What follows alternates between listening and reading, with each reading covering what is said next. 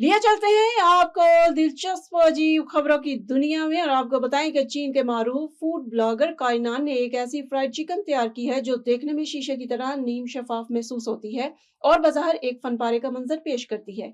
काइनान अपनी मुनफरिद और अजीबोगरीब डिशेस के लिए जाने जाते हैं, जिन्हें वो मालिक्यूलर गैस्ट्रोनोमी की जदीद तकनीकों के जरिए तैयार करते हैं। हाल ही में उन्होंने अपने यूट्यूब चैनल पर एक वीडियो शेयर की जिसका अनुमान था कि मैं फ्राइड चिकन को शफाफ बनाना चाहता हूँ, लेकिन नतीजा अजीब निकला। ये वीडियो तेजी से वायरल हुई और सिर्फ यूट्यूब पर ही तकरीबन 10 लाख व्यूज हासिल कर चुकी है। अमेरिका में एक रिसाइकलिंग सेंटर के बाहर लगाया गया नया स्पीड लिमिट साइन अपनी अजीबोगरीब हद 17.3 मील फी घंटा की वजह से लोगों की तवज्जो का मरकज बन गया। एपल्टन में वाक़या Outagamie county recycling and solid waste ने सोशल मीडिया पर ऐलान किया कि सेंटर के अंदर नई रफ्तार की हद 17.3 मील फी घंटा मुकर्रर की गई है।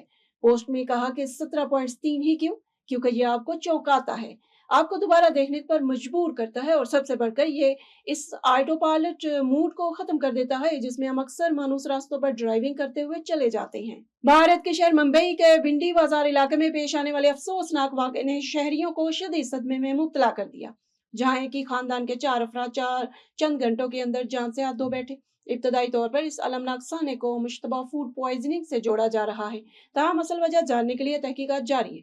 भारतीय मीडिया रिपोर्ट्स के मुताबिक 40 साल ताजिर अब्दुल्ला कादिर ने हफ्ते की रात अपने अहले खाना और करीबी अजीजों के साथ बिरयानी और पुलाव तनावल किया।